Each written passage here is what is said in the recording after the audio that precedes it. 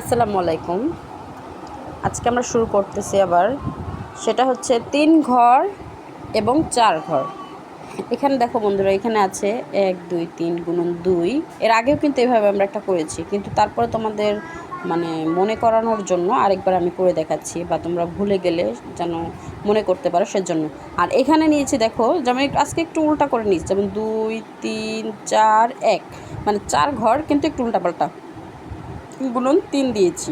তো এখন দেখো আমি এটা করব, যেমন তোমাদের সহজ ক্ষেত্রে কিভাবে করানো যায়। যেমন এক্সামের সময় অনেক বাচ্চারা এভাবে ইজি বিজি দেখে মাথা নষ্ট হয়ে যায়, তখন ওরা কী করে না, আর তখন এভাবেই ছেড়ে দিয়ে আসে এক্সাম টাইমে, তো নাম্বারটা কাটা যায়। সো তাদের জন্য আমি বলছি, দেখো তোমরা না ঘাবড়িয়ে আগে চেষ্টা করবা যেন ঠিক আছে আমাদের এই দুইটা এখানে অঙ্ক, ঠিক আছে আমরা দেখি আমাদের জায়গা আছে কিনা। তখন তোমরা পেন্সিল নিয়ে নিবা, পেন্সিল নিয়ে এভাবে রাফ করে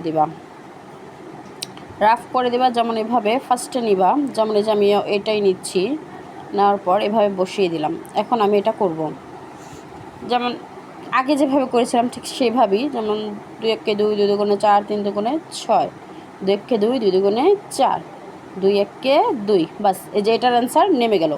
তো এটার অ্যান্সার যে আমি বসিয়ে দিলাম 6। এখন এই যে 4 ঘরটা সেম একইভাবে 4 ঘরটাও করে দিবা, যেমন 2 3 4 1, তারপর 3, ঠিক আছে। তো এই যে এখন আমরা করব, যেমন 3 1 3, 3 3 অক্ষে 3, 3 2 6, 3 3 9, 3 4 12, 12 2। এখন কিন্তু আমার হাতে থেকে গেল 3 4 12, 12 2 হাতে আমার 1। এই যে 3 1 3, 3 2 6, 3 3 9, 9 আর 1 কত হয় 10, 10 এর 0 হাতে আমার 1। 3 1 3, 3 2 6 আর 1 7। এই যে আমি বসায় দিলাম, দেখো দেখো এইভাবে করতে পারো। আবার অনেক ক্ষেত্রে আমি এরপর আবার দেখাবো, যেমন এইখানে